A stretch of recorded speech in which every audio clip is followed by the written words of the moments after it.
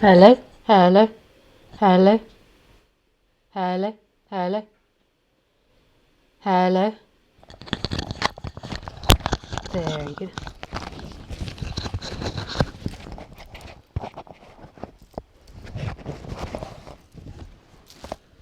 Hello.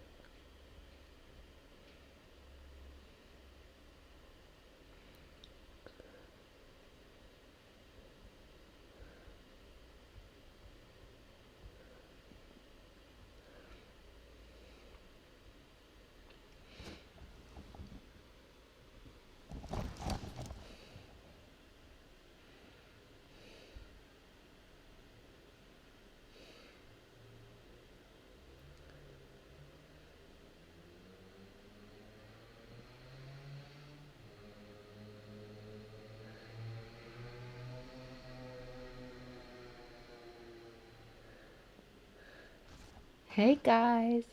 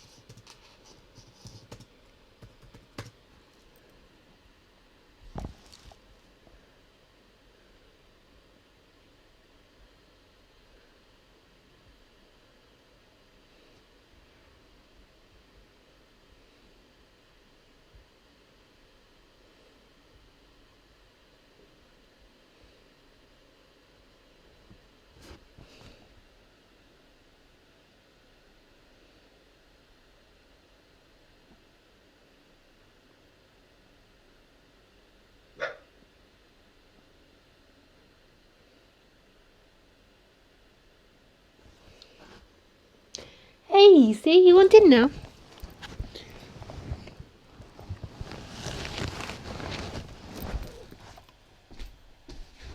Come on then.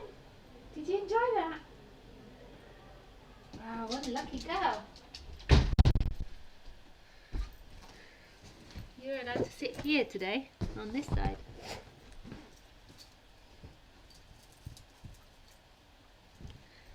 This is for easy. You go and do your thing first. I know the dogs have things to do after they have their lunch.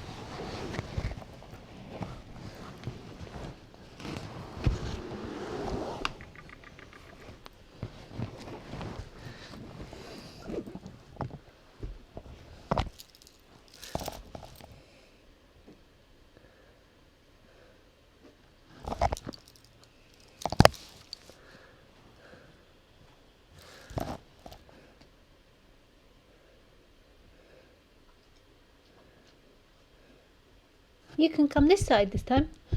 Yeah, you're allowed this side. Wow, what a lucky girl.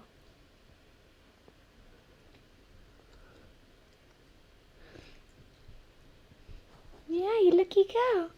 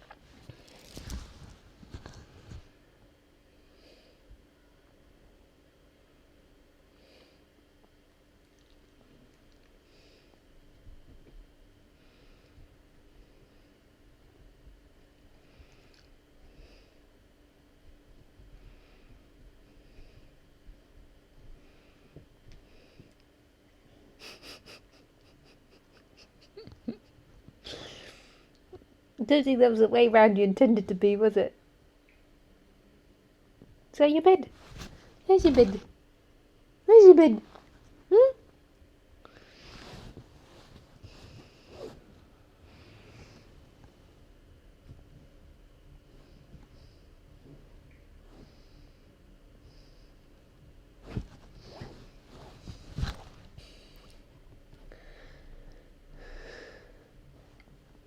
So hi guys, welcome to live stream. Today we are going to be talking about growing sunflowers. I know you thought it was non-duality, but there's been a change in plan. Today we decided that talking about growing sunflowers would be more beneficial. I'll give you an example of what I'm talking about. There are the sunflowers that we're going to be talking about growing. And there is Khaleesi. Yagga dagga dagga, laying in a very sexy pose there for us. Hello.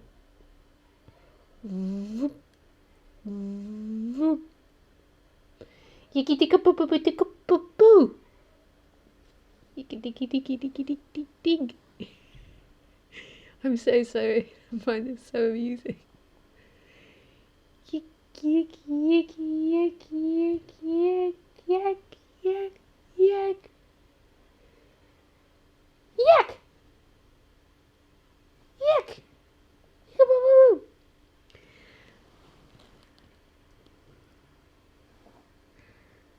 Yiki tiki tiki tiki tiki tiki tiki dig! Woo woo woo woo woo woo! Duck! Oh, sorry. Sorry. Yeah, that got me so excited. I exploded in sneezing. Sorry, guys.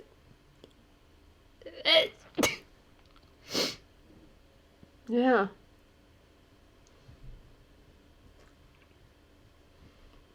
Look, she wants to nip it, but she's got a scratch. Confusing, isn't it? Yeah.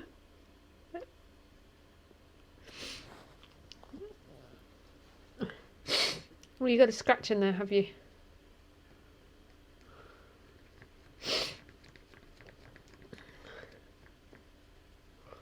So anyway, back to our sunflower lesson. Uh-oh.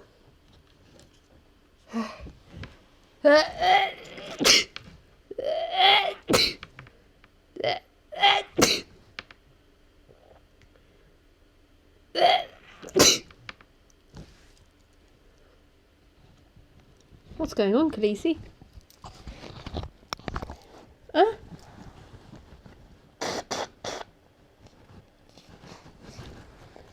Luckily there's you while I get my nose in order. Got bogey going everywhere here. Oh dear.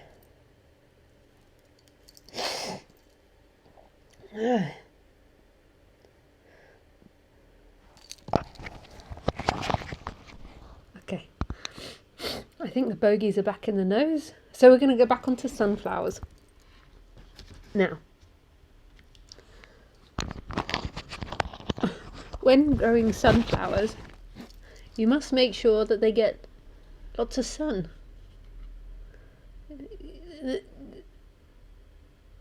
The kind of trick to it is in the title of the flower, sunflower. You see? So, there. That's the end of the lesson. Sun and water, that's all they need. And a little bit of fertilizer from time to time.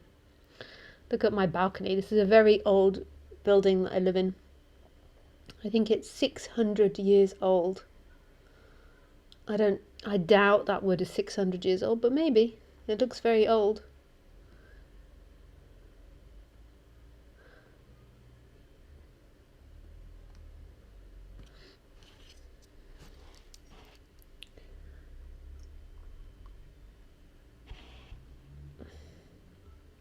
Okay, we can put the camera back on Cairns. Hopefully the nose is,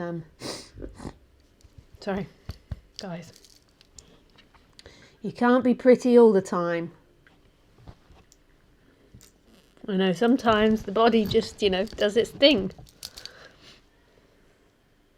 What do you say to that, Khaleesi? Khaleesi's like, actually, I'm pretty all the time, Lisa.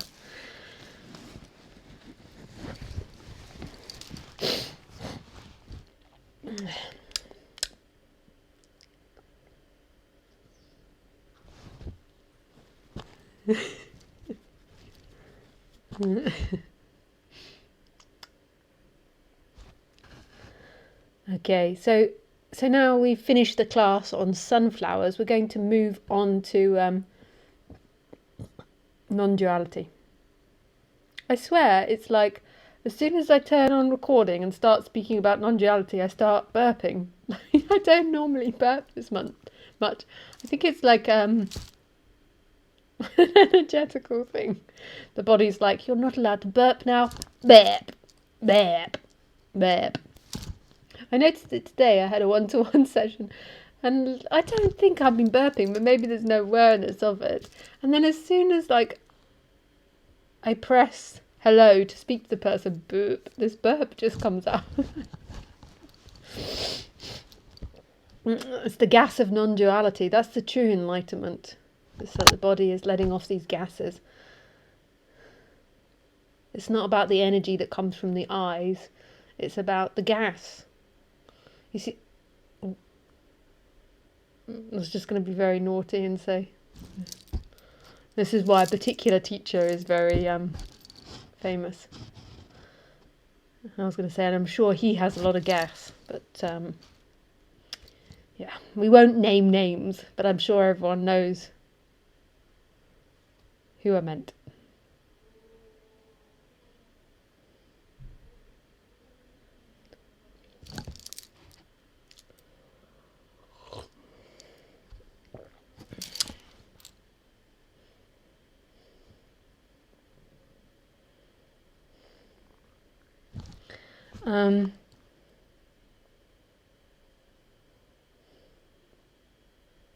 Once when I was staying at Arma's ashram, the hugging mama. And I was so fortunate. I managed to get 5 hugs. I was only there something like 4 days, and I managed to get a hug every day and an extra one because I always fell into every bracket. Like I fell into the woman getting hugged, the newcomer, the leaving, the hugs on Thursday.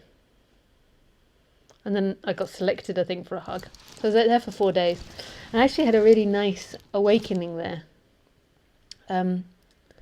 Really beautiful experience there. But anyway, on one of the days, you really had to do some accepting about what you were as a seeker, because on one of the days she had a tooth operation. And there was an argument amongst seekers of who drunk the stuff that came out of her tooth.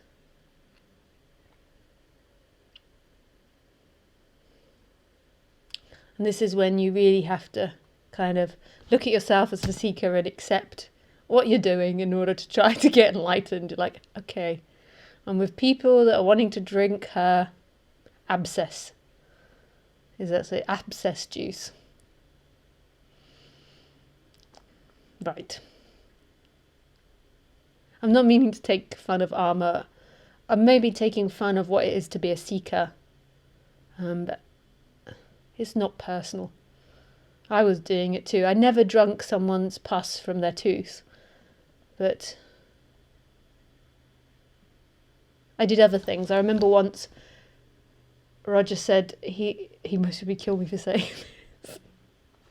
I probably won't remember. He said that every time he goes through this particular rock, he likes to put his head on it. And he feels there's a nice energy. So every day we used to go past the rock, and I was never that type of character that was into that sort of thing. And he put his head on this rock. And I remember just that, like one day I was like, oh, fuck it. And just there I am, we're both bent down with our butts in the air and our head on the rock. So, I don't know if that's the most strangest thing I've done as a seeker. Oh no, not at all. I've done many other odd things, but that was one of those things where I was like, nah, oh well. Can't hurt to do it. I didn't. I mean, I might have lied at the time and told Roger it felt great, but to be honest with you, I didn't feel anything. It's like the head is on the rock is cool, butt is in the air.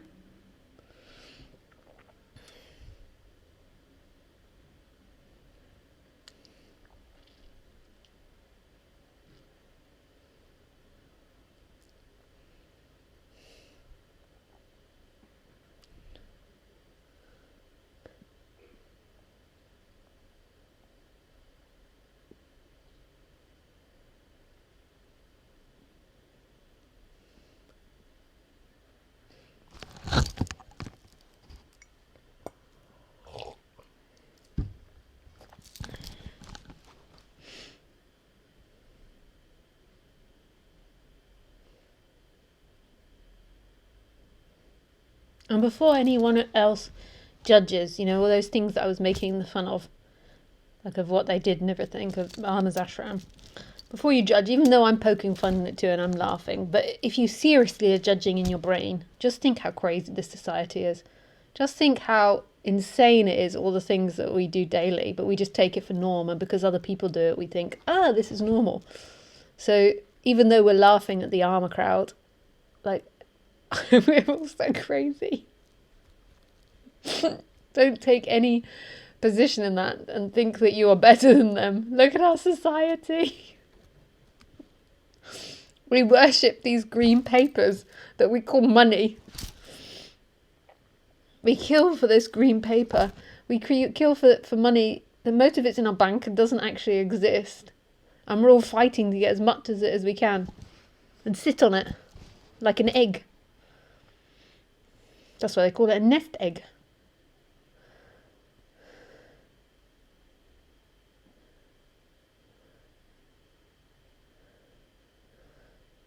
And in England we have something called a hash brown, which is made from cow's blood, I think. You have it for your breakfast. So I think that's more gross to me than eating a no, actually abscess of a tooth is pretty gross as well.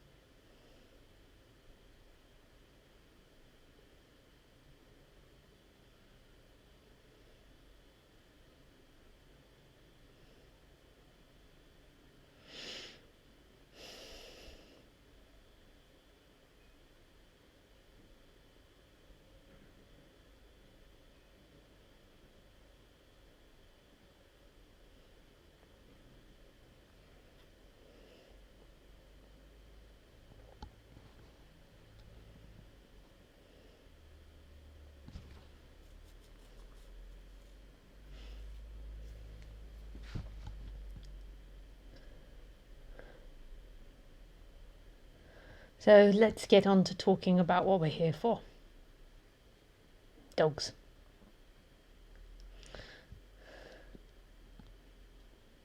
So you might think that it's more important that I speak about non-duality and that you've come to listen about non-duality and that's what's important.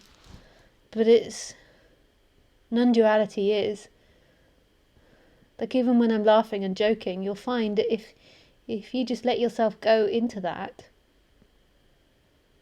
just let yourself dissolve into it, even though it's not really you letting yourself, but if there's just this surrendering to it, you'll begin to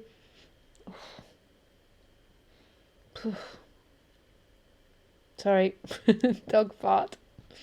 Oh.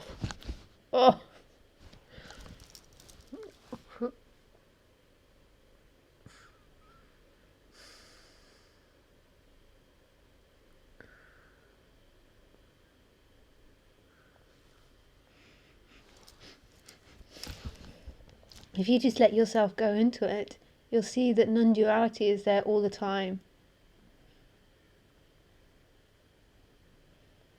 Oh God, please.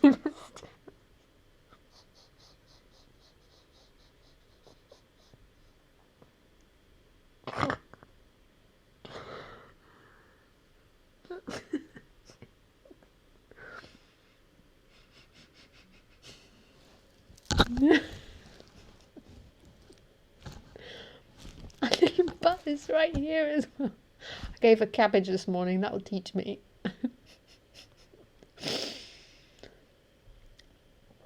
So, I just see Ramen. A message comes up on Skype. Surrender to the smell, Lisa.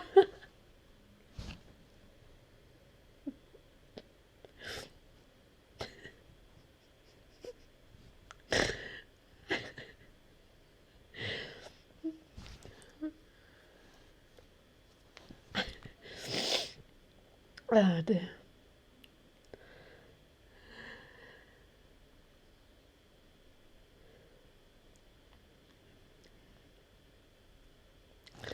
So,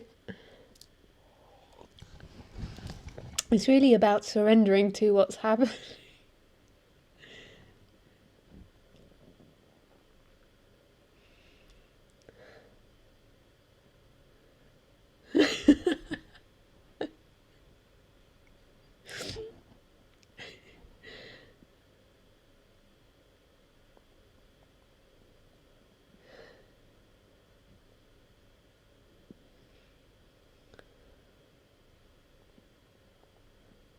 But to a lot of people, that just seems like double Dutch because they're uncomfortable.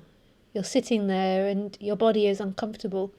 So even if you think to yourself, I'm going to surrender to this, there's discomfort there. So it's like, why would you take my advice? Surrendering to discomfort.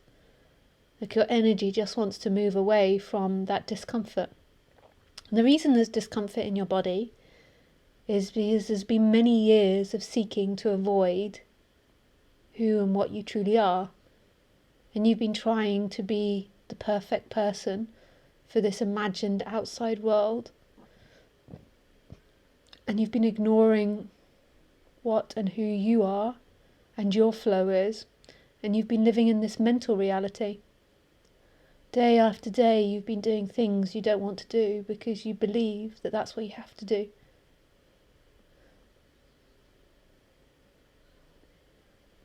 Day after day, you're telling other people what they have to do. Not because you believe it, but because you've been told that's what you have to do. So you're always living in a mental reality. You know, when me and Khaleesi are out walking, when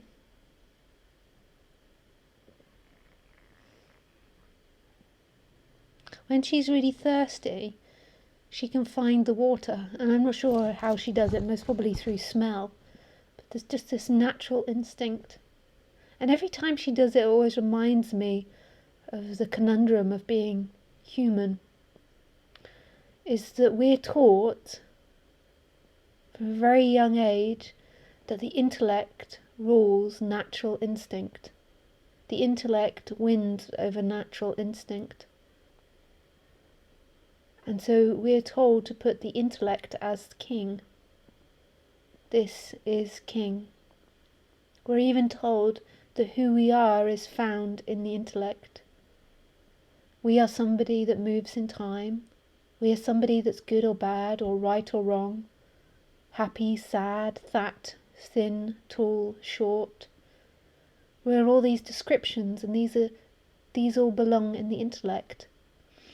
And we kind of cut ourselves off from the rest of the body, so we kind of become these walking heads, or these walking eyes, and we ignore what the rest of the body's saying. And then in our intellectual idea of ourselves, we begin to assess the situation, realize we like pleasure over pain, and then we obsess about always having this sensation of pleasure.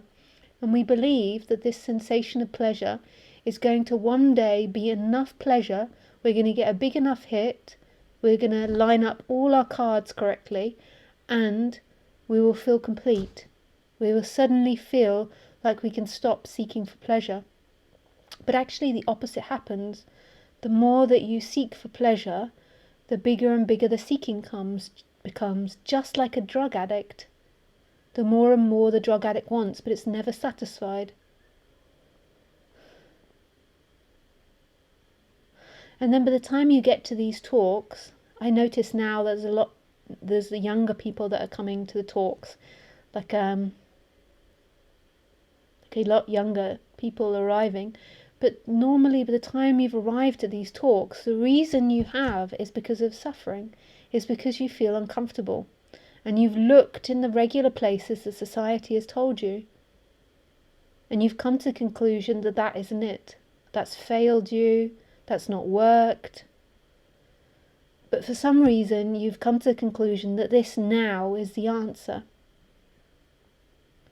And what you want me to do is you want me to talk, or you want me to give you a hit, or you want this magic, or you want a way of life. I notice that a lot of people that come to non-duality, they want it as a way of life. They've become tired of their old life, so they're now looking for a new life. So the guru and the ashram is very satisfying, which isn't a bad thing. But it's a game again. It's always games. Of now this new life that you want to live, you want to be non-dual. So living in the ashram or the community or living with like-minded people is the next thing that will complete you. And that's okay to do that. I'm not against it. I'm so lucky that I was so adamant to get to the bottom of this, because I found a really amazing, I went to lots of different teachers and did lots of different things, and then I found a really amazing boyfriend who just kept repetitively pointing out to me my seeking patterns, and I couldn't escape them. It was like living for 3 years in the house of mirrors. And it's not so much about him, although I would love to say it's all about him. That's very much the English personality of being humble. But it wasn't. It was my ability to keep surrendering to that.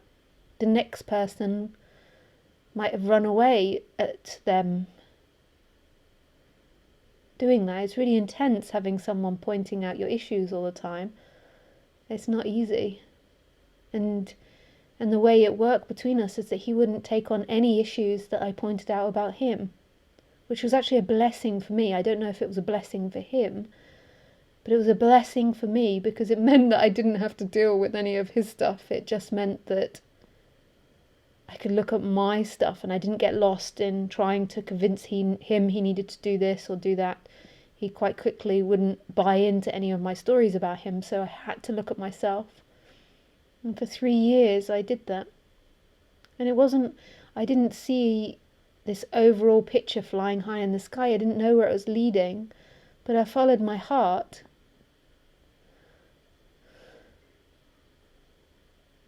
I followed the flow of this instrument. I didn't even know at the time that I was doing that, or to trust that. But now looking back, I can see that this instrument was obsessed with the subject, and it just followed that which it was drawn to, no matter how painful that was.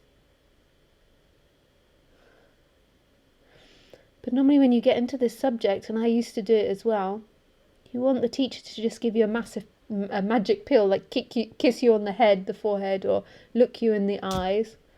Or you want them to give you the perfect intellectual solution, so you think that one day you'll understand them and that will be it. So you just got to put effort into understanding. Or you think being in their presence, their energy will be it, or all these different things, or the next retreat. And there's nothing wrong with thinking that, but that's only thoughts.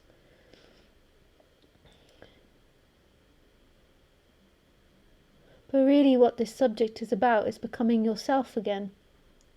And who you truly are is beingness, is this empty beingness that's experiencing itself as everything.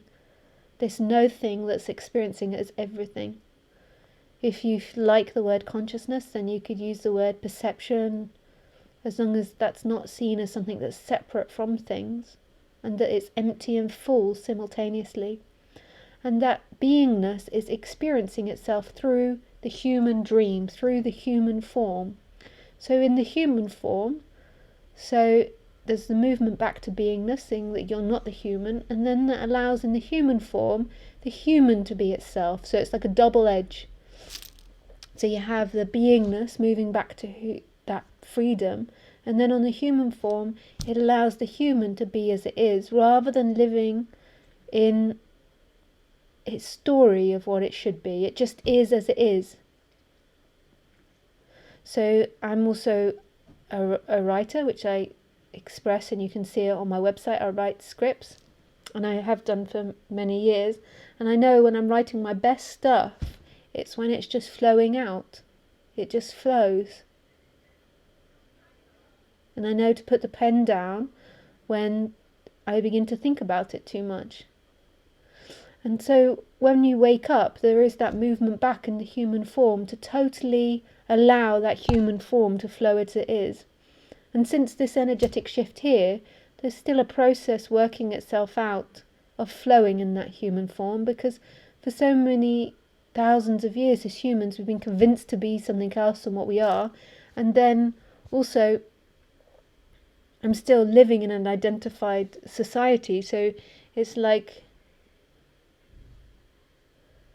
sometimes I stumble by listening to other people's bullshit and believing it or something, like so I'll get convinced that something else is right when your body knows that that's not true. So maybe somebody's lying to you and the flow says that's not true, but I like to be quite a practical person. Without evidence, I don't like to be too pushy and insist that I'm right or anything like that. So those are the sort of places where I still tumble a little bit of being myself in interactions with other humans, because other humans have so many games they play. They can be confusing and they can confuse things, but most of the time there is just this following the energy of the body. So if the body wants to lie down, it tries to get itself in a situation where it doesn't feel blackmailed to do something else. It just trusts its natural flow, and then when the energy comes up to work, the energy comes up to work, and it works. It really does.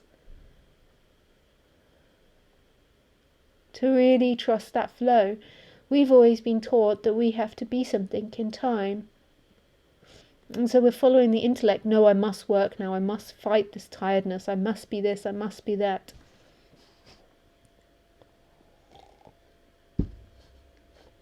But what happens is that maybe because you feel quite uncomfortable, because you've got a strong identity, you can't hear that flow. So then if you've got discomfort arising and there's not that natural flow of things, then just look at the discomfort and see what's going on in the body. And you don't have to act out of your strong neurosis all the time. So if you feel fear, you don't have to run away and try to get an answer to that fear. Or if you feel jealousy, you don't have to run away and try to stop somebody making you jealous or whatever it is. Just allow it to come up.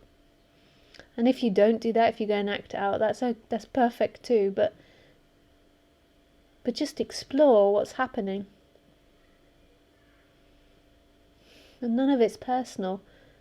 This isn't anybody's fault. Life is just a happening. It's not somebody that's driving this. I know, like, I sound like sometimes I'm implying somebody's driving this and someone could do something or not do something, but please believe me when I say everything that I'm saying is description, not prescription.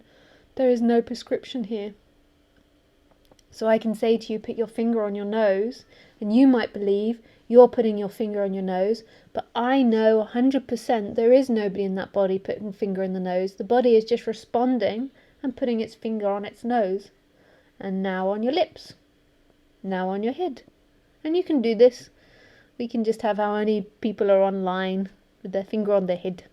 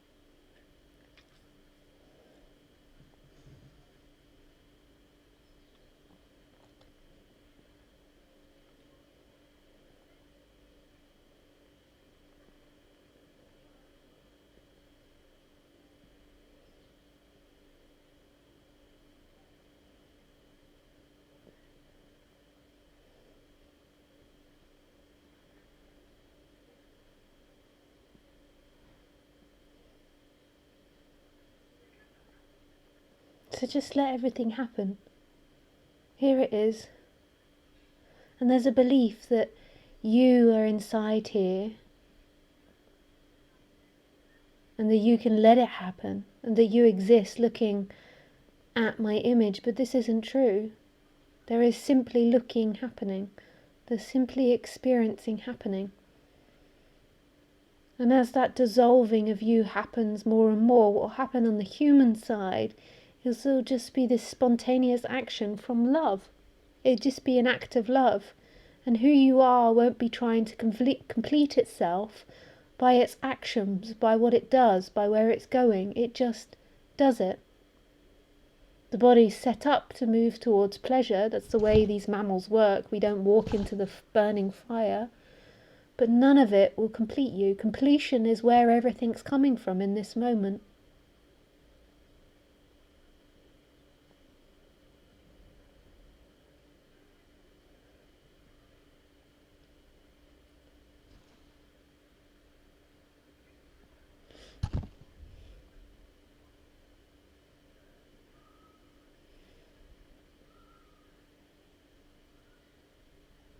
And don't be fooled. We're so easily fooled by ourselves and by advertising. By the advertising of others, by the advertising of society, of what a spiritual person looks like, of what an enlightened person looks like, of what you have to do, what you have to behave like.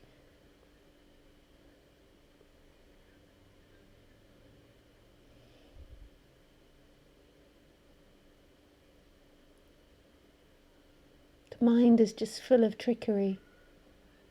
It's only interested in telling stories because it believes it'll get something from that story. It's not that that story is true. So say if you're looking at me now and you think I'm the master of all teachers, which is more than likely true. I'm sure that's what every one of you are thinking. Yep, she is definitely the master. She's above Muji, she's above Rupert, she's above Gengaji. She's definitely the master. And what was I saying? Yeah. And so your mind is telling you that story. So it's telling you that I'm the master of all speakers. Now, do you think it's telling you that story because it's objective reality, or do you think it's telling you that story because you get something from that story? And when it tells you, and when you tell yourself that story, it either brings about pleasure or pain. Maybe it makes you feel bad about yourself, like you're not enough. Or maybe it makes you feel good about yourself. Most stories that you're telling that aren't practical are about you and how it fits into your life. And this isn't meant to be a beat up or telling you you're wrong or bad in any way. I mean, you're very welcome to say I'm the master of all masters. Very welcome. But I'm just trying to point out the illusions that go on. Often there's a point to me pointing it out. Like there's a point where the seeker doesn't want to know anymore because the seeker still has an investment to an extent in non-duality or in the teacher or in the teachings.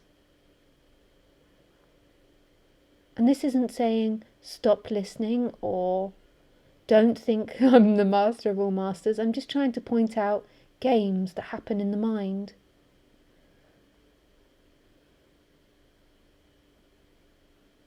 So your mind is always analysing everything as to what it gets.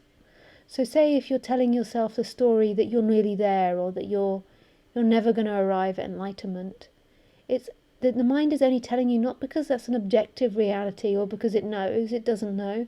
It's telling you that because it wants to maintain a story about you.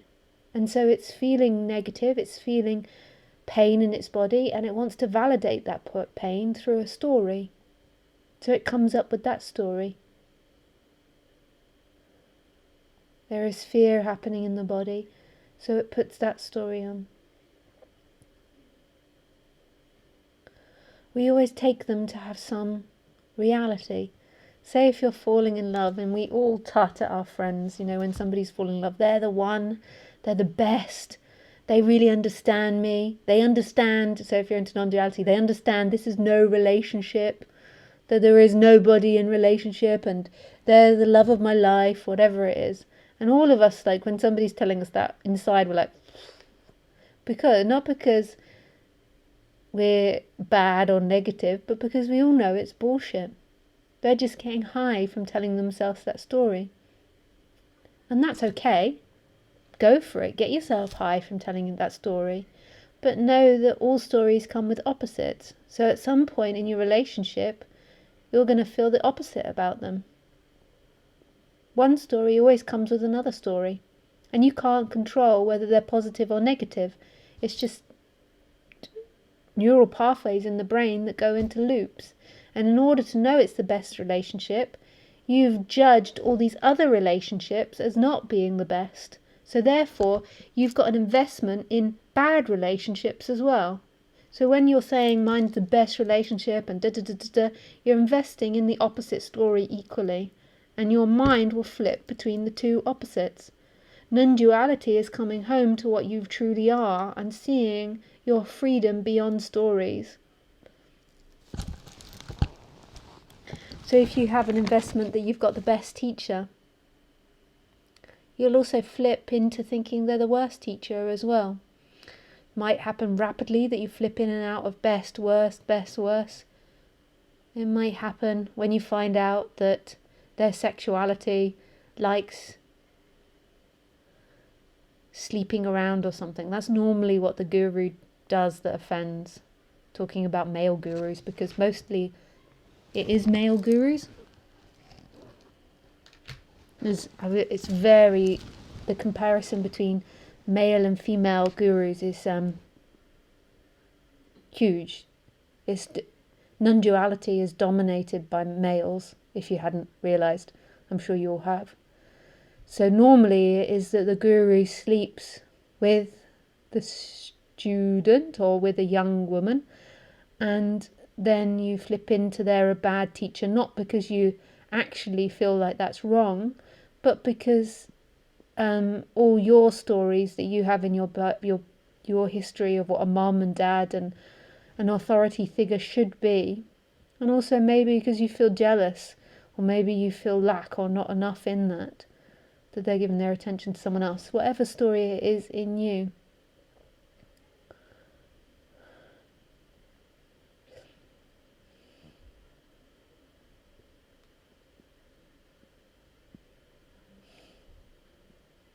And that's another one to notice. And you guys most probably don't suffer from it because you listen to non-duality, but see how it is conditioned non-duality, the fact that it's dominated by males, non-duality, the speakers and the gurus, that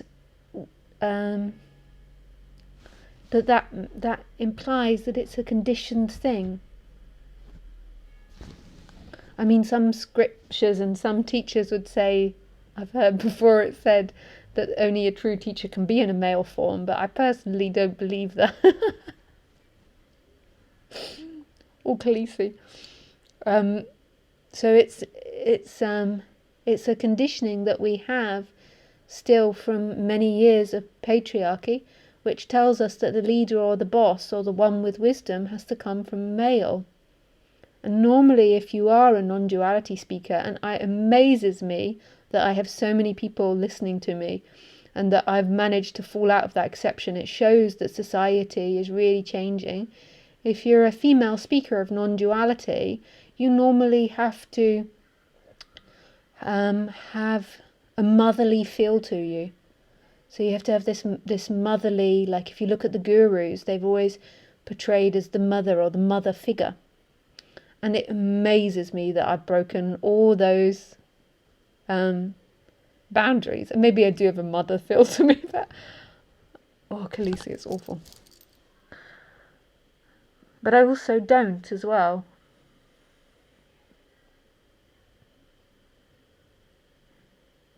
So it's just showing changes. But it's showing the stories that are in the mind, that it's not objective. Oof. Oh my God. She's never getting cabbage again.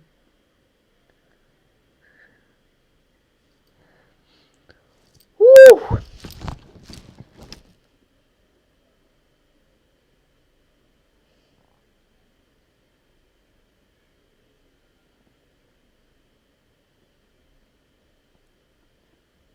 So just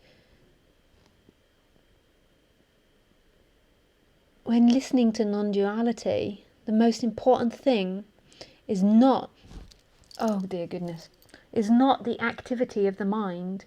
It's not the activity of what you think about the speaker or what your thoughts are telling you or the intellectual understanding of it. The true non-dual communication is the presence. Not because you're being convinced that they have presence, not because you're being convinced they have presence, but because the heart responds to it. So somebody can look like they have presence. They do the whole beads, beads, beads, white clothes. And they look like they behave with presence, not because of that, but because your heart responds to it. So you can have people that convince you verbally and they're talking you out of yourself about the presence, but feel it. Feel it. Let your heart choose. Trust yourself again. Not your mind, not your intellect. And go into it and feel it. In your heart. And when I say heart, I mean that which directly comes from beingness. From that stillness. I know it's confusing because we're so used to listening to the intellect. And the conditioning. That it's so real when they pop up, those thoughts and those feelings, so real. Like, are you trying to convince yourself intellectually about something? Are you trying to make excuses about something?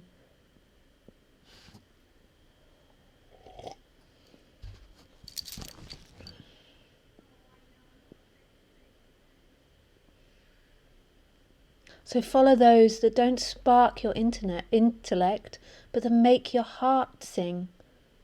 Don't follow those that are convincing you of something. Now it sounds like I'm convincing you of something.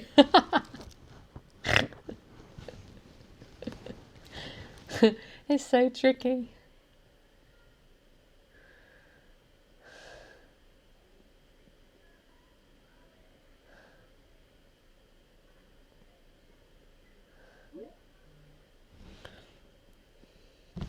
Okay, we'll take some questions.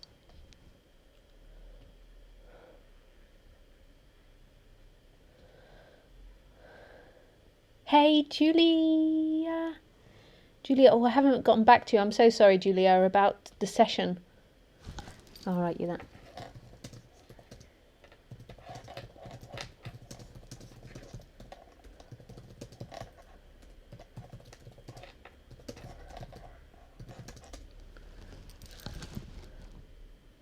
Hi there, is there a stream today? Yes, we are streaming now. Maybe you haven't got the link, I'll send you the link. Yuck. Duck, duck.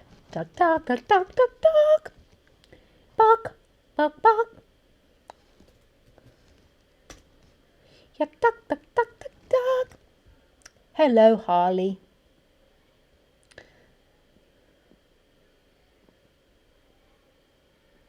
Hey, I don't know how to say your name, it's in Russian. Hi, Matisse.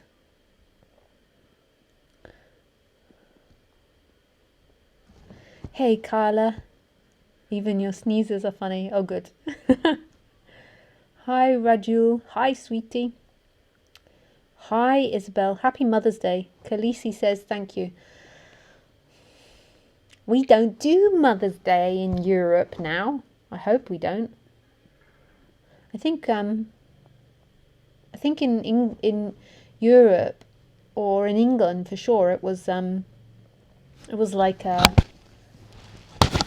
3 months ago or 2 months ago, March I think. We don't do Mother's Day in May, I hope. Hi, Freddie. But I'll take an American's Mother Day. I hope one day they don't start doing that. Imagine if they start doing that you have to send your mother a present on every Mother's Day in every country. Like it becomes the thing that you have to send a gift. You know how like in England they began to get into like Grandma Day, Grandpa Day, Child Day. Imagine if it was like American Mother's Day, England Mother's Day, France Mother's Day, Russia's Mother's Day, Japan's Mother's Day. Every month, here's the flowers, Mum. Here's the flowers. Hey, Phyllis. Hi, Renate. Hello, Lisa. I'm very excited that the sunflower lesson, about the sunflower lesson, haha, needed to laugh this morning. Surrender to the smell, Lisa, yes. Hopefully that's the end of it. Hey, Lisa. Hey, Open Eye Han. Hi, Diana. It's Mother's Day. It's Mother's Day in the Netherlands too. Oh, fuck. Is it Mother's Day in the UK too? Let's just look it up.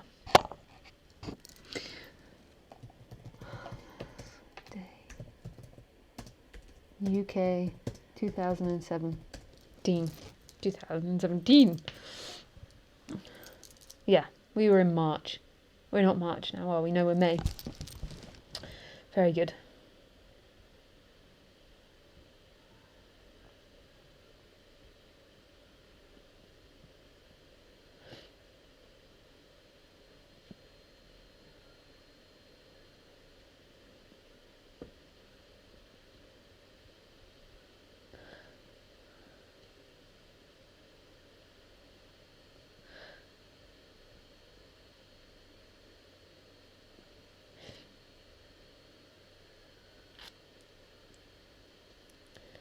Hey, Dimitri. Hi, Lisa. It's always in a conflict between a heart and a mind, isn't it? A heart wants to help, to give what they want, and a mind says no. Yeah, but you've got to be very clear about what the heart says. I don't mean the emotions. I mean that which comes directly from the source. So it's like, you know, if you're doing extreme sports, so I do mountain biking around here, and when you do extreme sports, you have to act in the moment. That's what I mean by the heart. So that's what awakening is coming back to who you truly are, which is that infinite. And then action comes from that place. And the mind, we do have to listen to thoughts sometimes, like we have to analyze things and we have to think about things. But that's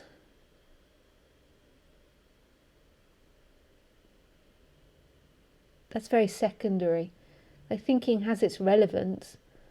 In our society, we live in this illusion of us and our life, and we're always in that timeline of thought and imagination. And all actions come from that.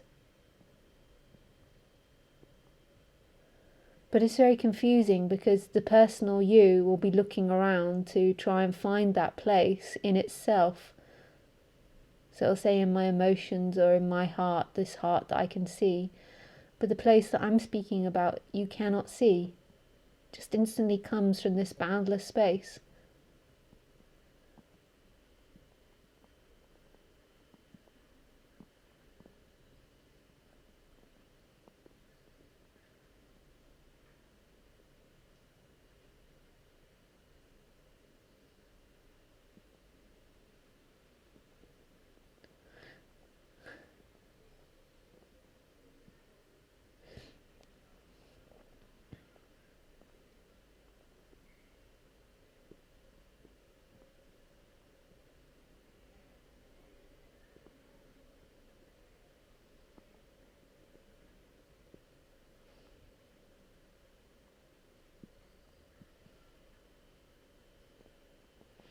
Hi, it's not Mother's Day in the UK. Yeah, I looked it up on the internet.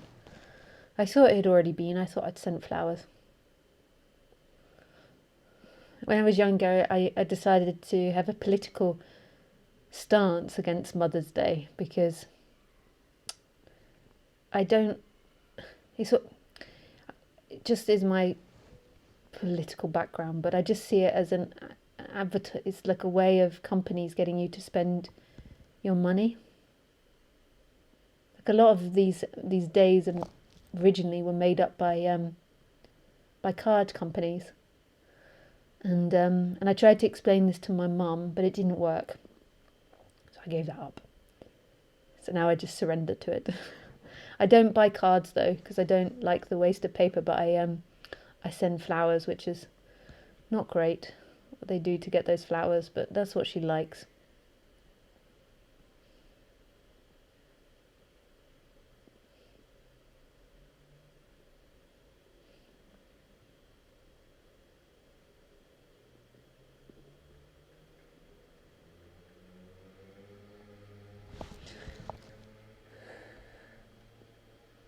Hey Benjamin. Hey Asborn. What is the main reason why one should attend non-duality retreat? Stupid question. Because your heart says so, which is this flow. Because the flow says so. So when there's just a yes that comes up, we're always looking for something in time. I'm going to attend this non-duality retreat because I'm going to be enlightened at the end of it. But the non-duality retreat or the teacher should be teaching that it's about coming back to your initial flow. So if when you're looking on my website and you think, and there's like a yes that comes up or a movement towards that, like a wanting of that, then there's the flow. Not a wanting because you're telling yourself it's going to complete you or you're going to get somewhere from it, but because there's just a yes to it that comes up in that moment.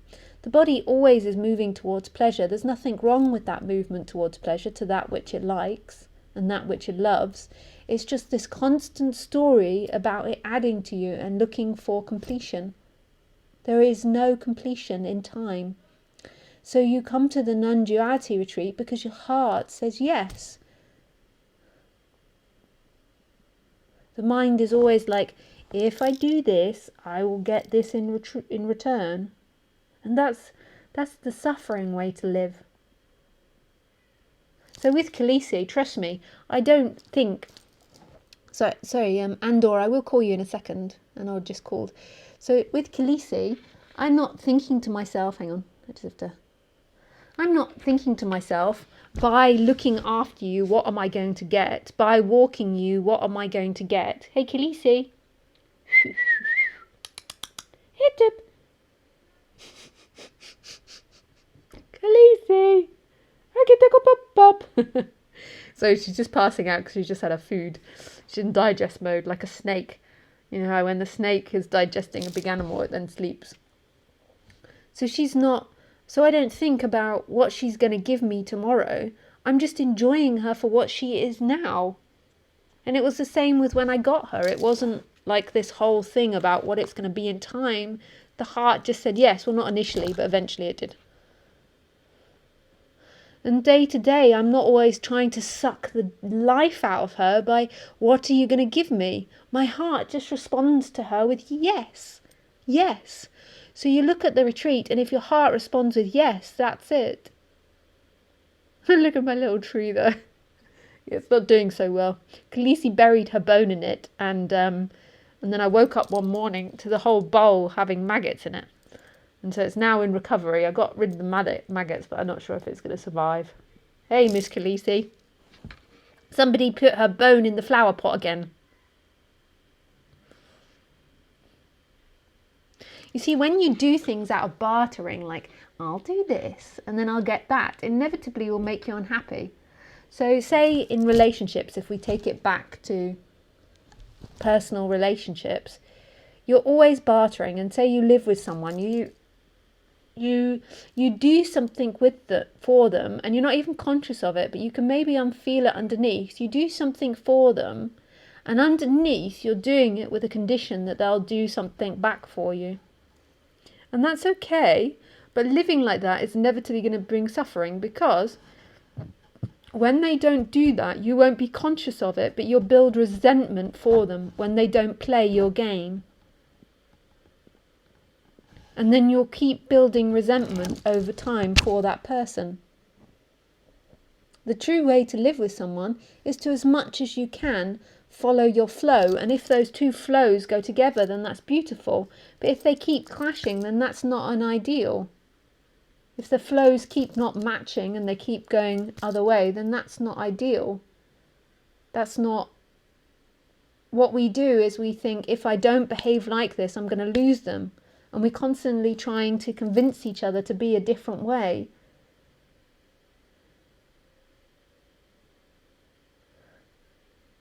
And we're playing all these unconscious games of what they're going to give me. They're going to complete me. I mean, what a disaster to base a relationship on they're going to complete me. But that's the norm in society. That's the norm mentality. Then when they fart, you build up resentment for them every time because it hurts you, and you feel like, I don't know, people are crazy. People might think that my partner is farting because they don't love me enough. And there's this build up happening energetically in the body. And you sacrifice again and again your own needs for the relationship needs, your own wants for the relationship needs. And then we wonder why we're suffering. And then we've got so uncomfortable in our body because for so many years we've been living this lie that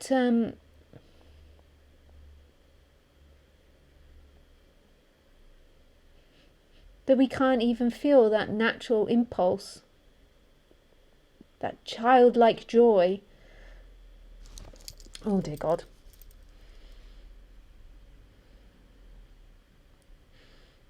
And that's what I realised awakening was like for me, was tending me back to being more like a child, but just with intellectual thinking.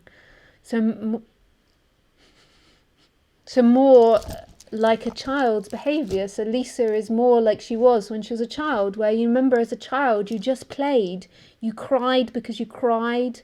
You laughed because you laughed. And you played because you played. And you were just naturally following your flow, rather than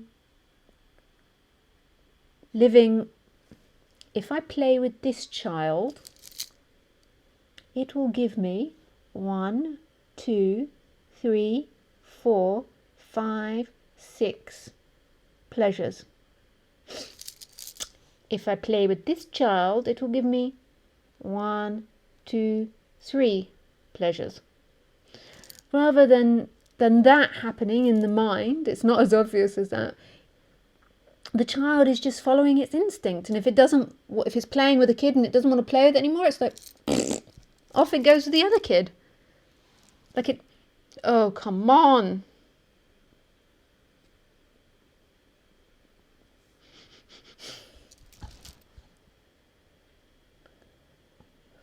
And your mind is most probably thinking, but just go back and go back to the body and the sensations, because sensations is it. The emptiness is in the sensations and in what's actually happening, not in the intellect. So begin to go back to the body. Now really there is no body. The body and the world are the same thing, but go back to what's actually happening. See what's happening in the mind.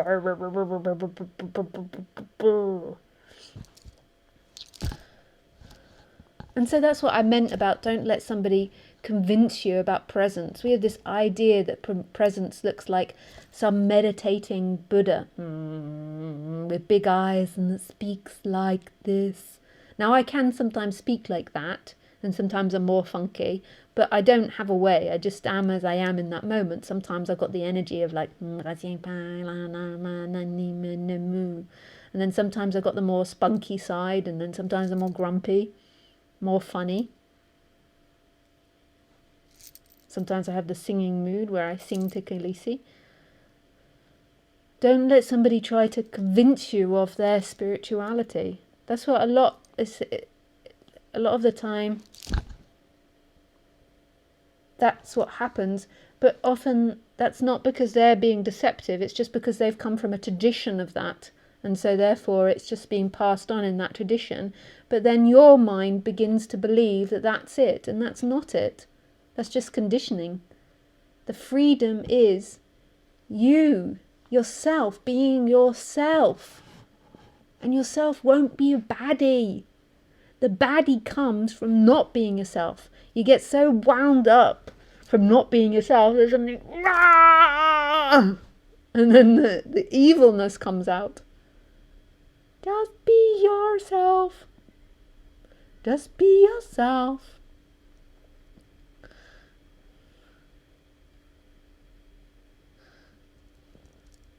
I can do funky things with my finger.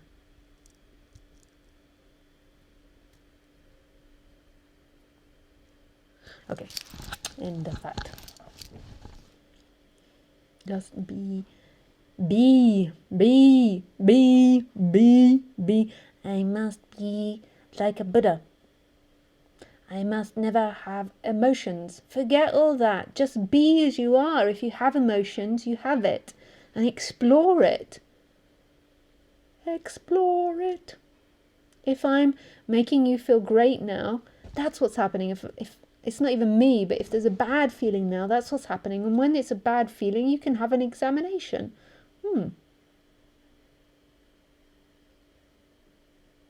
I feel bad because I'm not enlightened. And then if you go into it, you'll see that it's not that you feel bad because you don't feel enlightened. It's just that deep down at the core of separation is always this feeling I'm not enough. And it's not true.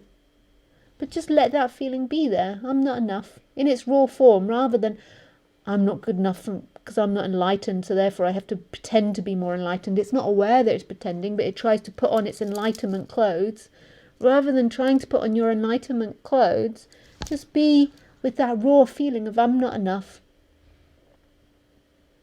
Rather than trying to act enlightened. So you have this feeling of I'm not enlightened enough, so let me call Lisa and show her how enlightened I am, and if she validates me, then I feel more enlightened. Again, you won't be conscious of those thoughts. You'll just feel the urge to want to show me you're enlightened. And just go into that feeling and see that at the bottom of it, I'm not enough.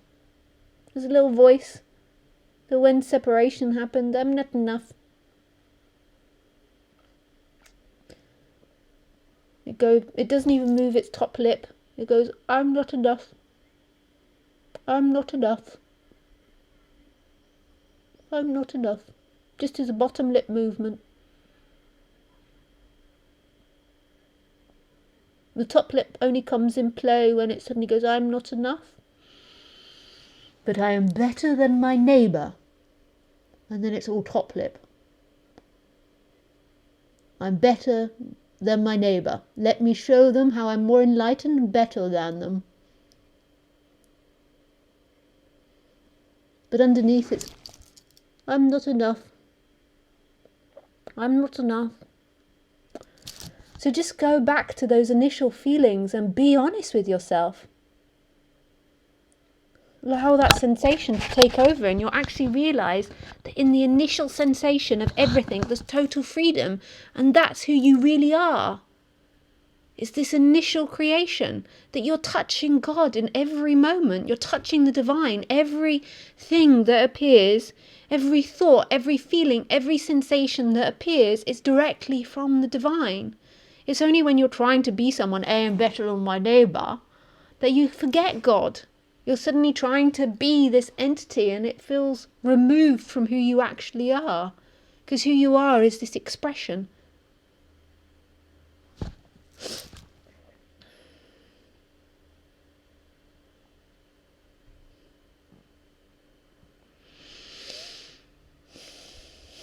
I can really talk. My mother talks a lot. And I always thought that I didn't talk that much, but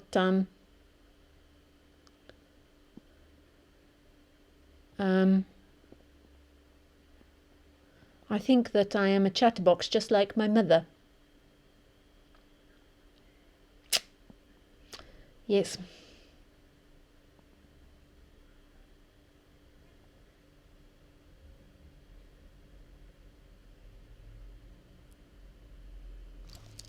I really need the toilet, but I'm in such a enclosed space, with all this setup, that going to the toilet is quite a lot of energy.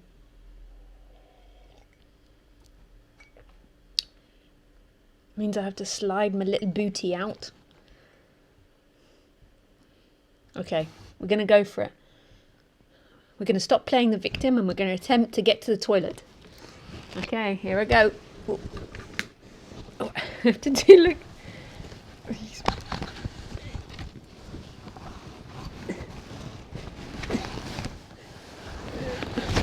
Go, we're out. It's okay, Casey. You don't have to move.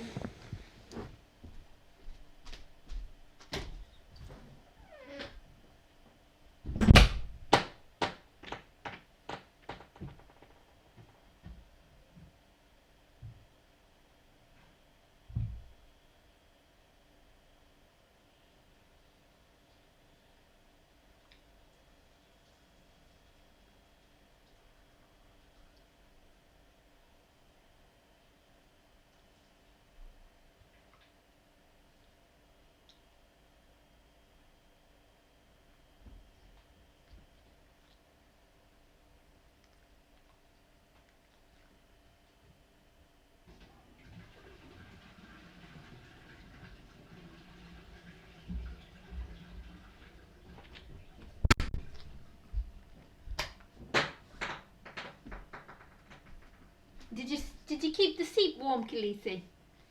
Yeah? Good girl. You're doing well, you're doing well.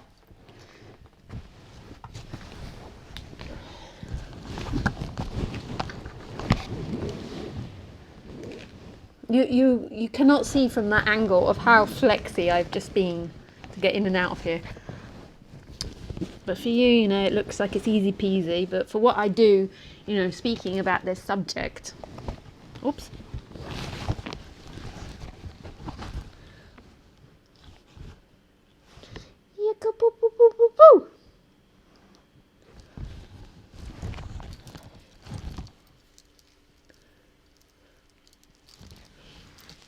Okay, so there was somebody that called. Who was it that called again? So if you want to call, just call now. Hi, Lisa. Isn't it difficult for us seekers to distinguish between one hand following one's heart, being oneself, following one's flow like a child, and on the other hand, ordinary selfishness, even callousness?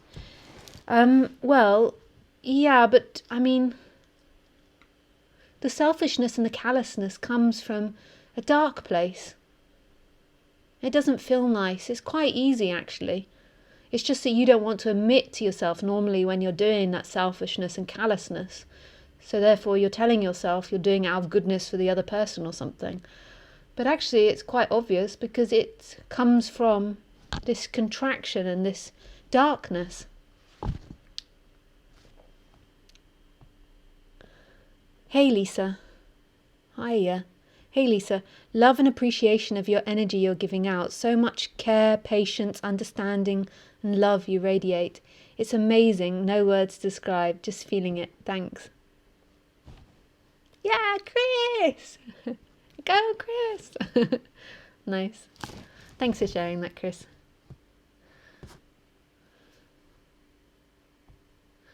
Would it be an idea to let Khaleesi have her nap outside? Look, you can't. I mean, come on. That's she's not going to be very happy if I lock her out. I mean, would you lock your mum out for farting?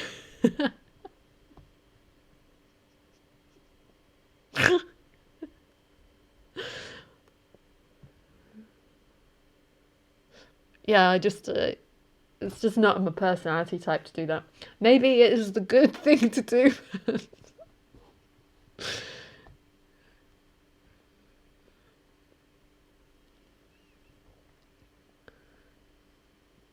A fan, perhaps. Yeah, I could have a fan here that's like... Normally it's not so bad. It's because I gave her red cabbage this morning, and that's renowned for making your dog fart. I just didn't think about the fact that I was doing a talk tonight. I just got it out of the freezer and I didn't even look to see which one it was. I make the food myself, you see. and all the leftover vegetables she'd get.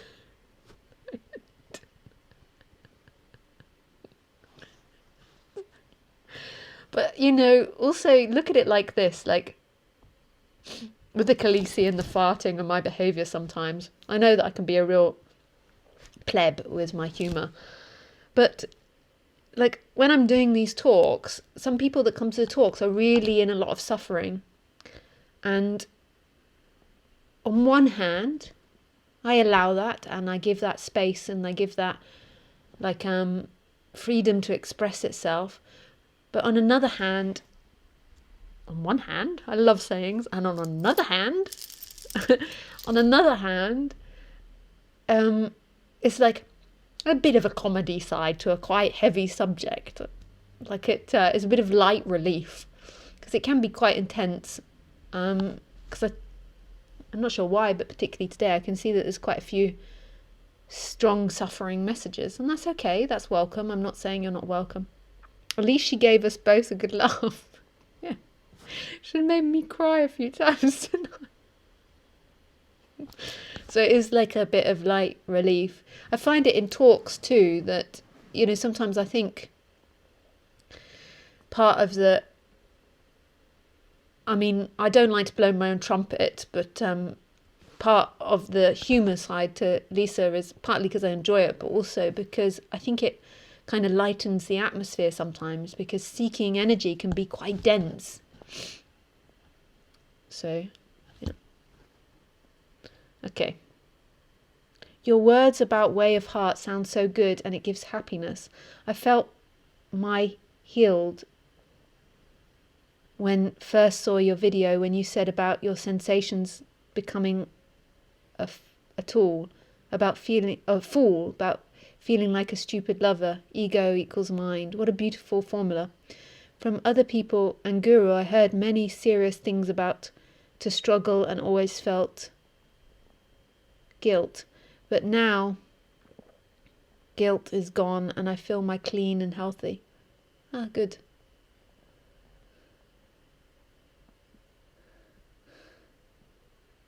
Yeah.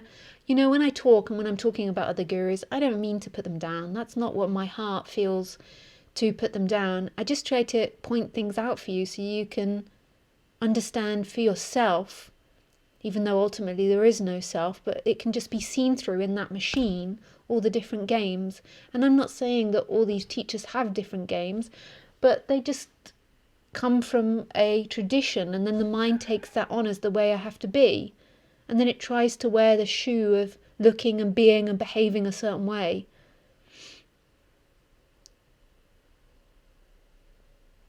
And really it's a celebration of your uniqueness, not becoming the follower of something. I hope that as a speaker I'm one of those speakers that doesn't try to keep you all in the nest. So I have lots of kids in the nest. Not that I think of you as my kids, but that I push you over the edge. Yeah, I'm sure someone could sue me over that statement. But I push you over the edge so you fly. Like, I'm talking about the bird. Okay, I'm not talking about suicide here. I'm talking about with birds. How you got the kids in the nest, and when the mother thinks they're ready, that she pushes them so they fly, because they're all reluctant to fly. And you'll all have your own particular dance. Some will be swallows. Some will be sparrows. Some will be eagles. Some will be turkeys. I'm not sure if a turkey flies, actually. Some will be emus. Some will be hummingbirds. Some will be woodpeckers.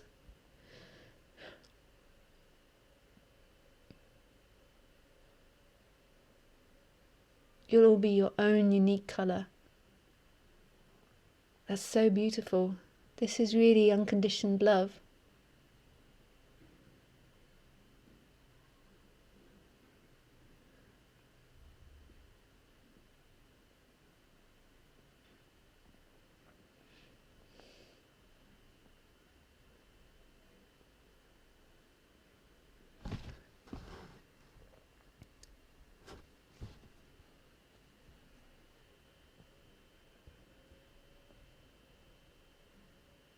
You apply, this is from Keith, that distinguish between following one's flow and ordinariness.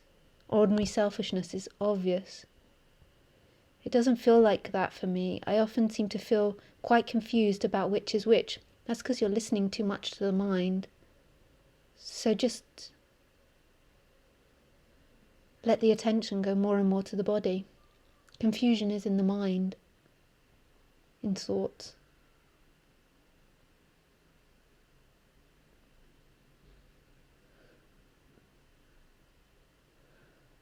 And you're just having at the moment a story that's coming up saying, there's something wrong with me, I'm getting it wrong. It's not true. That's the mind. So just go down to the feeling, and the feeling is one of not feeling like it's right. And just allow the attention to lay there. Don't let this become another thing that says that you're getting something wrong. You see, now I'm doing all the spiritual mother thing, you see, I can be all different colours. Allow yourself to be all different colours, as you are.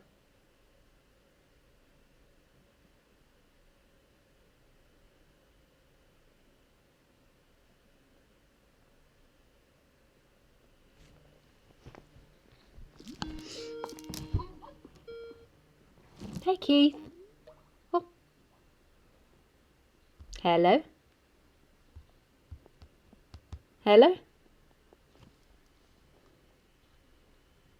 Hello?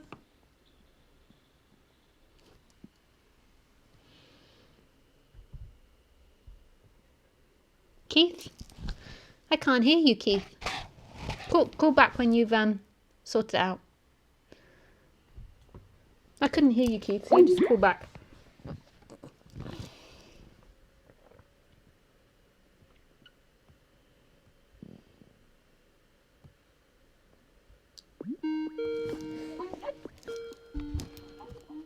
Hello?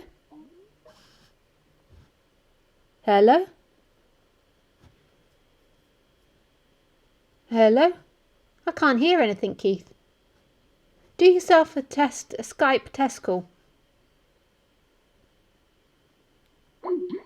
Do yourself a Skype test call. Hang on, just let me turn my VPN off.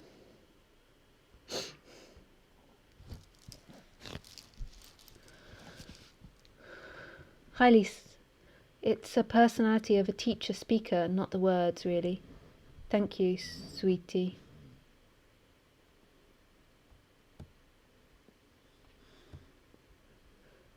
Hi, Lisa.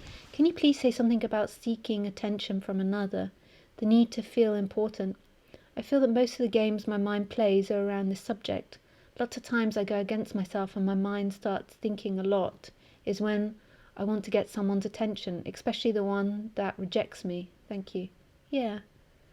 So it stems from the dynamic that you're not enough.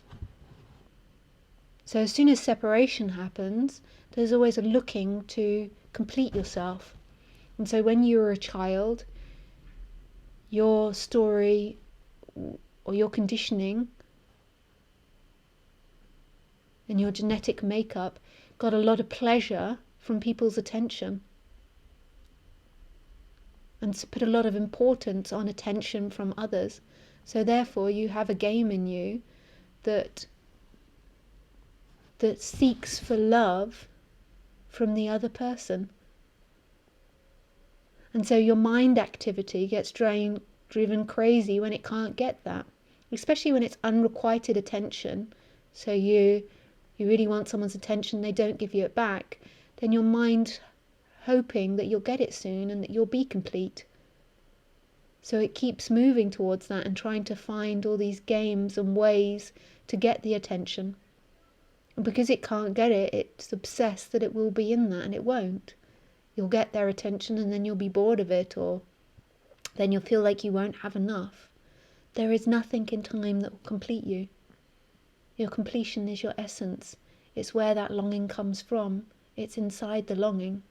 So just go into that sensation of longing for that person, and in that you'll find home.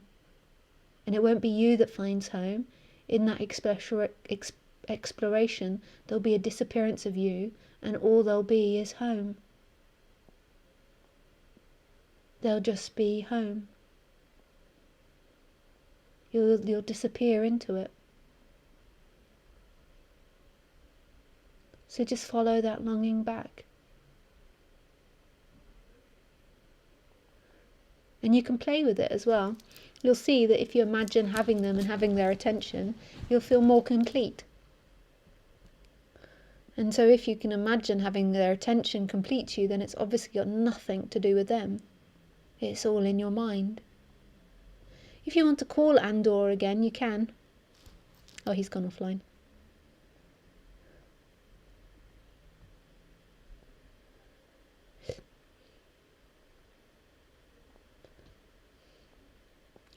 Hi, Carmel.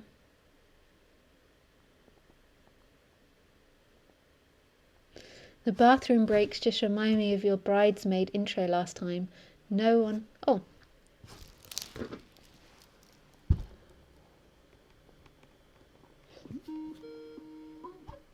Hey, Andor. Hey.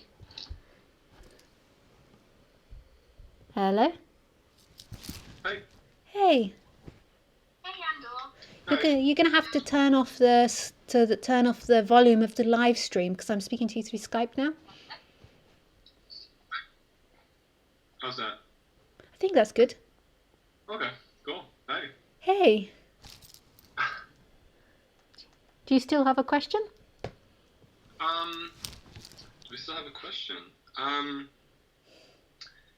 Yeah, I guess it's from my kind of personal experience is just a lot of just like I guess jealousy of like reading about gurus or spiritual instructors and just like making that comparison, me versus someone else. Like, why am I not that person? Yeah. And be kind of going in like circles, Yeah. That's beautiful that you've identified it. The mind can stay in dislike for someone for years. And that dislike can come from the simplicity of just feeling jealousy. So the way the mind works is in order for you to be someone, so in order for you to be someone that feels jealous of someone else, you need someone else to exist. So in order to be a person, you need to imagine lots of other people. So everybody that you're in relationship with exists in your own imagination. And then it becomes an energetic expression where you really feel like they're outside of you. Yeah. So that person that you long to be is actually a segment of your mind. You can't actually see the other person. You can't ever see another person. You can only see what is, and in what is, there is no two people. You can see another person in imagination, but they don't really exist, that imagination of someone. So, what you can do to see this more clearly is follow back that sensation of jealousy. So can you feel that sensation of jealousy in your body now? Yeah. Where do you feel it? Kind of like an anger. Yeah.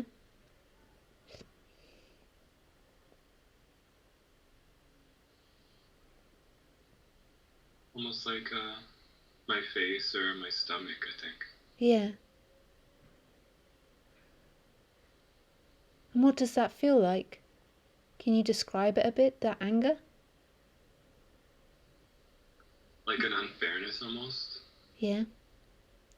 Like, why this person and not me? Why does this person, have to get, peace and I don't? Yeah. Why do I have to suffer? Yeah. So let's go to that feeling of unfairness.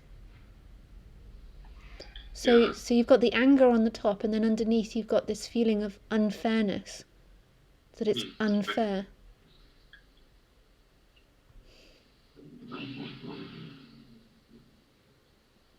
So actually, that will be a conditioned response that you're particularly, so everybody has their particular way of conditioning and being conditioned. So I'm sure in your childhood you had that story running.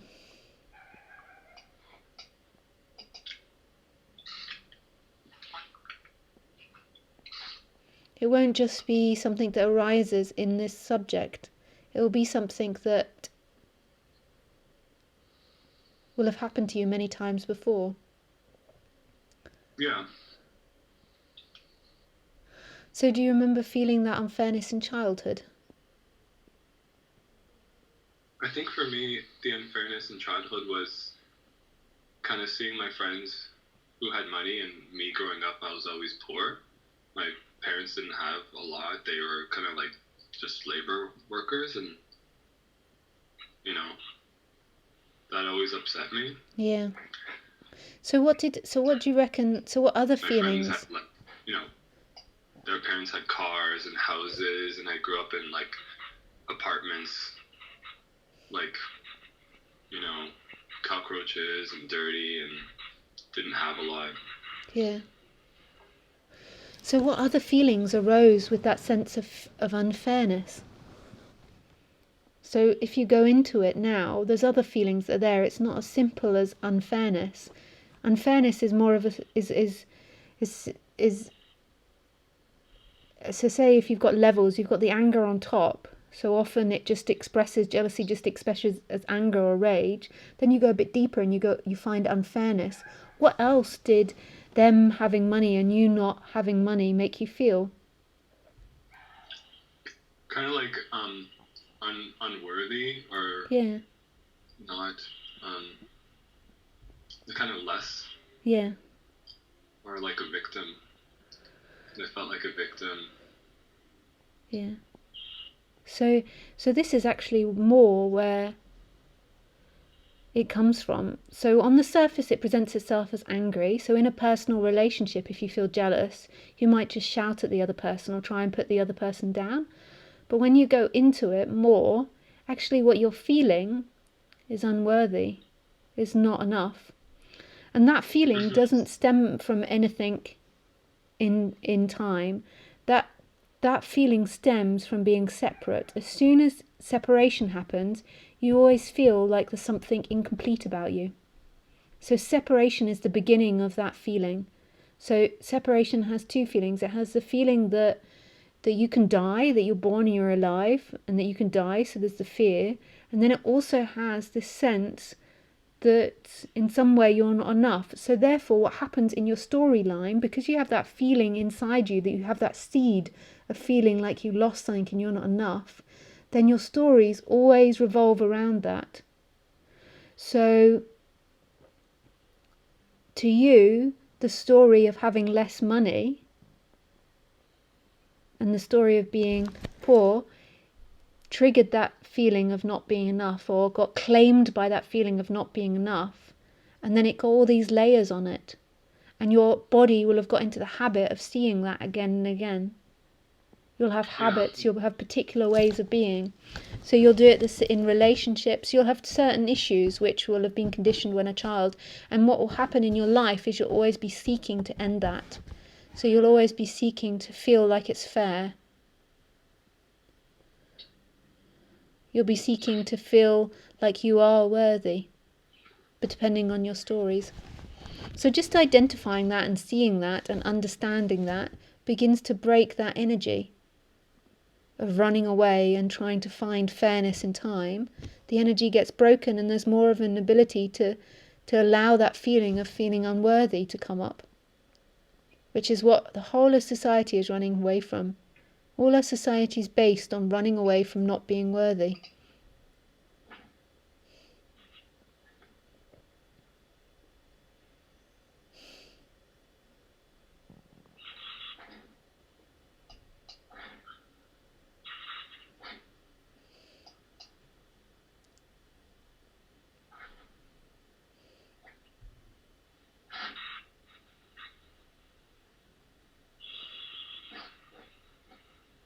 Are you still there? I think I lost you for a bit. Oh yeah, I'm still here, yeah.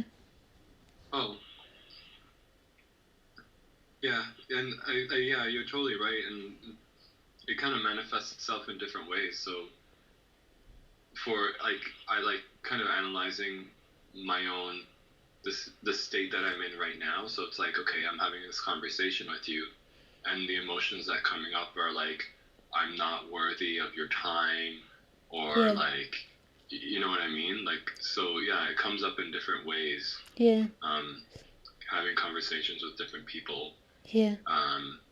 The same emotions kind of come into play. Like, I'm not worth their time or their energy or whatever. And it's not true.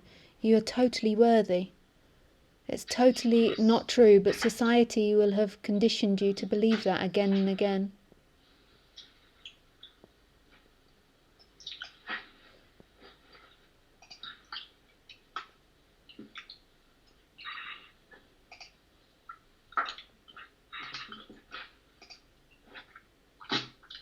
I'm gonna see if I can join the YouTube channel again, because the sounds is being weird. Oh yeah? I don't know if that will work, because the YouTube channel's like 10 or 20 seconds behind.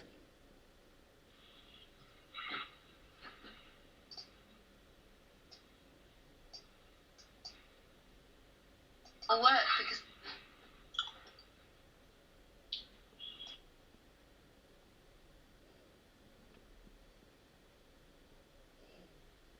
Hello? Yeah.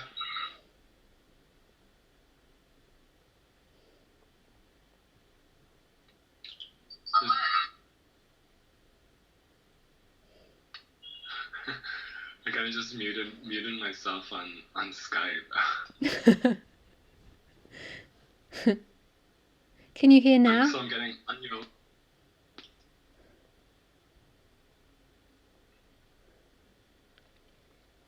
yeah, I'm getting like the audio feed on YouTube, but yeah, I guess you're getting my audio feed on Skype. Yeah.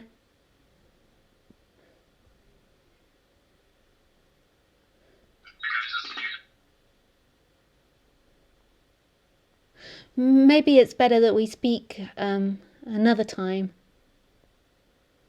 Yeah, for sure. We can. Yeah, I'll definitely call back another time. Or yeah, you can, thank you so much. or you can write to me if you've got more to say. But I think that the audio is a bit funny now.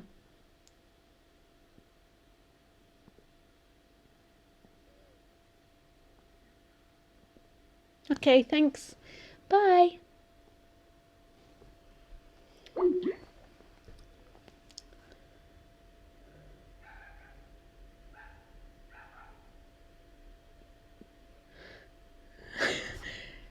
The bathroom break just reminds me of Bridesmaids intro last week. No one could ever make that work in the Vita talk but you. It really just as a I don't know if there's many people. I've been talking and talking. I haven't paid any attention to the stream, but just as a comment that you know, it really warms my heart that people give these talks the time of day, because if you think about it, I'm really going against the norm. I'm a young blonde woman who loves humour, talking about non-duality. I mean, it's really against the norm, and I always think that's just so brilliant when the norms are broken. And I know it can most probably sometimes be painful because there's a norm of what's expected and you're not sure what I mean or the way it is, but just think how brilliant it is that you guys that are listening, that your mind is open enough to try to accept something different. Non-duality is different enough and weird enough, and then allowing that too. I remember when I was looking something up about chakras recently. This is so funny. There was this young black English guy, and if you're English, okay, he spoke like real inner city London. All right, dude, how's it? All right, no, not dude. All right, man, how's it hanging? I'm just here to talk about chakras. And I turned it on, and I just wanted to find something out about this particular chakra area, and what they said had feeling. And I turned it on and I listened to him, and he was like, "I've just been down hanging the park and blah blah blah blah blah blah blah." And I was like, "Oh God." And so then I clicked him off and I clicked to a woman that spoke with a very soft voice. And then I was like, come on, Lisa, don't be bullshit. And then I clicked him back on and he was so sweet and cute and amazing. And it was so brilliant. He was only like 20 and it was so brilliant what he was doing. It was so against the norm. And at first my mind was like, hang on, no, he doesn't know about chakras. And then it was like, come on, give this guy a chance. It was just really, he was like a real rude boy. He had like a rude boy cap on. If you're English, you'll know what I mean. It was really like, mine was like, does not compute. And it was really cool when I gave it a chance. It was really cool. So, yeah, thanks for giving me the chance. I know I can be a real silly Billy sometimes as well. I can't believe that I managed to play that video of Bridesmaids. The beginning of an Inviter talk. So cool. But okay, there was some other people that wanted to talk. So Keith was trying to call. Okay, Keith, we will call you. And then that's it for the evening. My mouth is getting tired.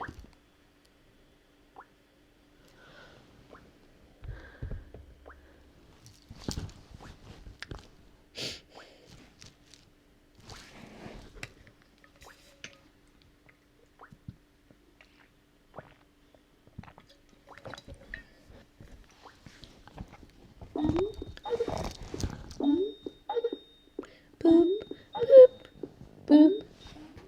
Hey, Keith. Hi, can you hear me? Yeah, I can hear you. How are you doing? Oops, stop. Yeah, you might have to turn your video off. I can tell it's a bad line already. I'll turn my video off as well. Get rid of the video. Yeah, and I'll turn mine off. Hello? Hi, it's just the audio. Yeah, I don't know. Yeah, I can hear you, but I don't know if the line is good enough. It is crackly. We'll try. No, I don't think it's good enough, Keith. No, it's not. Okay. Not tonight. No. Thanks for trying. Bye.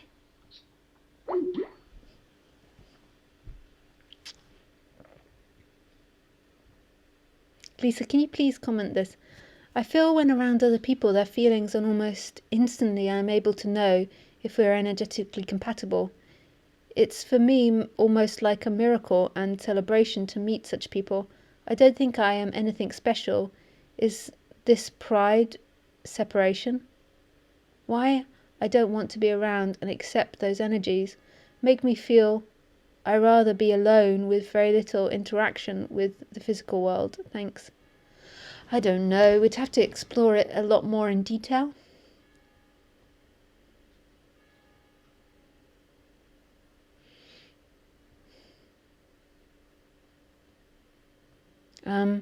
So I'm not sure why it is. I feel that I'm really, really sensitive to people's energies. And I feel confused sometimes because energetically I feel like somebody's saying one thing and then intellectually they're saying another thing.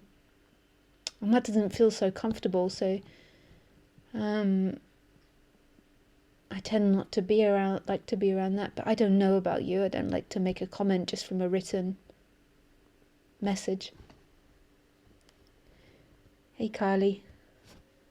After awakening, the process continues. Is the peeling the onion, and one day we're already there, in this place from where we never left. Living now is joy in the universe, neutral. What is the purpose? Is this recognizing this? Okay. I'm not sure if that's a question or not. Don't think so. There is no place like home. Oh my God, your norm has given me permission to be my norm. You've shown me I can be me no matter what anyone else thinks.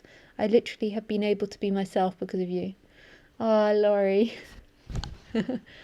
Oh, that's really super cool. Thanks for saying that.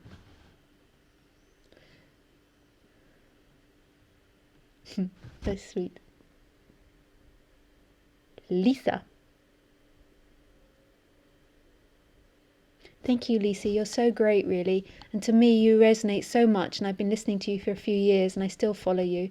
So if you're a weird, I am too. And out of all the non duality speakers, I like you the most. I know this sounds very personal and not non dual, even though, anyway, I love you. Thanks for everything. Ah, that's really sweet. Yeah. I think also because you're a younger woman, um, as well. I think I would have really loved that too. I think I would. I was speaking about this with my friend Isabel the other day. To have seen that when I was seeking. So I think, but that's really beautiful. Thank you. Hey, Ramon. Lisa, you are a relief after having listened to you after so many male teachers. I enjoy them too, but your approach as a woman is giving my reasoning a rest. Sweet. It gives your reasoning a rest.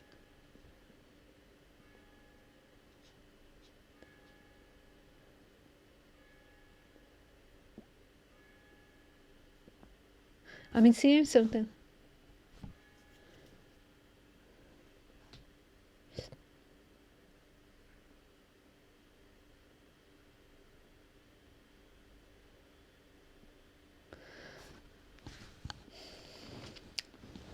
I don't feel to answer the phone, Ismail, but why don't you write it?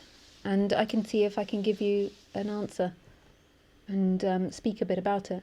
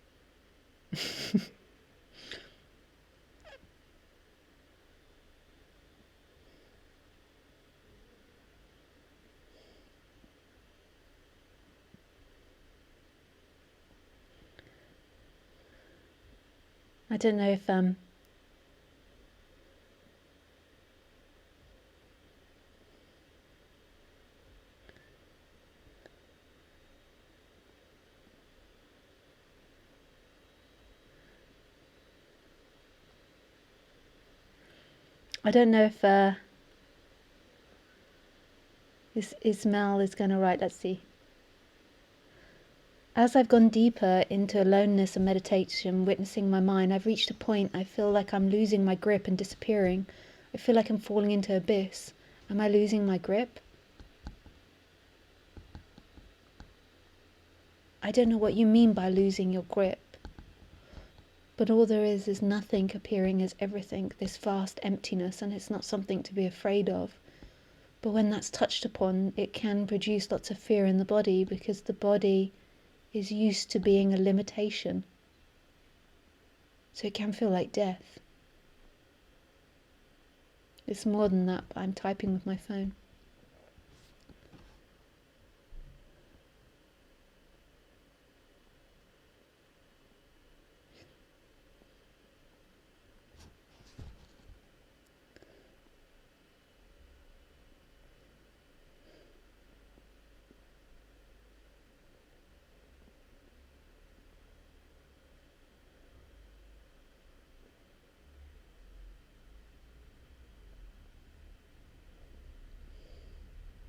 He's saying I can't sleep. In my sleep I'm aware.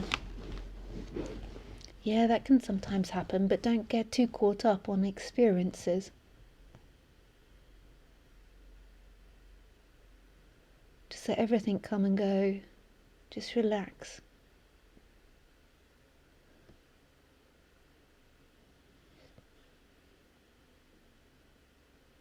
If it all cuts too much, just stop meditating and walk away for a bit and do something else. It's okay.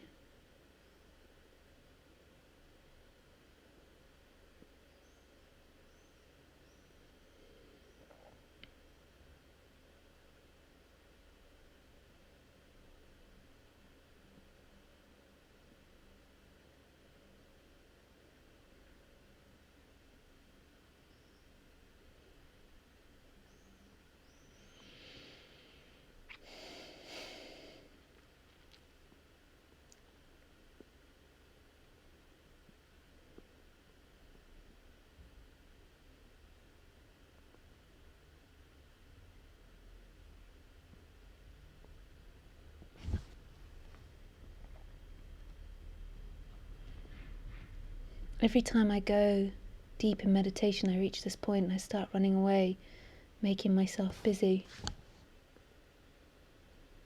Just gently, like getting into a hot bath. So each time in meditation, just let it be there a bit longer. But don't make a drama out of it. Don't allow the energy to go there.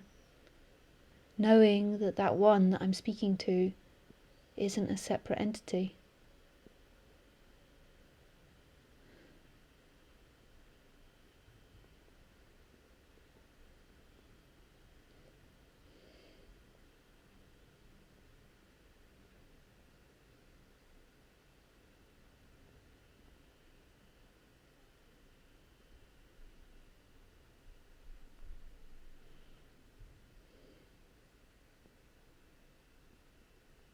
There's nothing to be afraid of.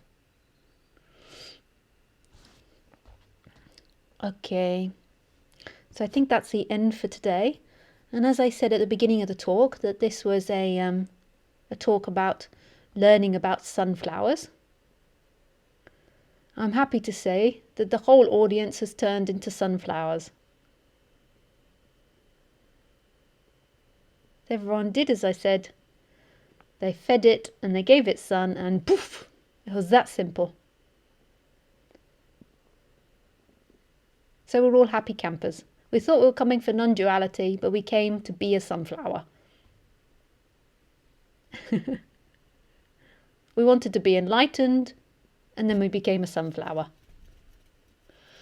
Okay, guys, I love you very much. Thank you so much for your openness and for letting this subject come out. What a beautiful subject. And it's not me speaking, it's yourself speaking. Lots of love. Bye.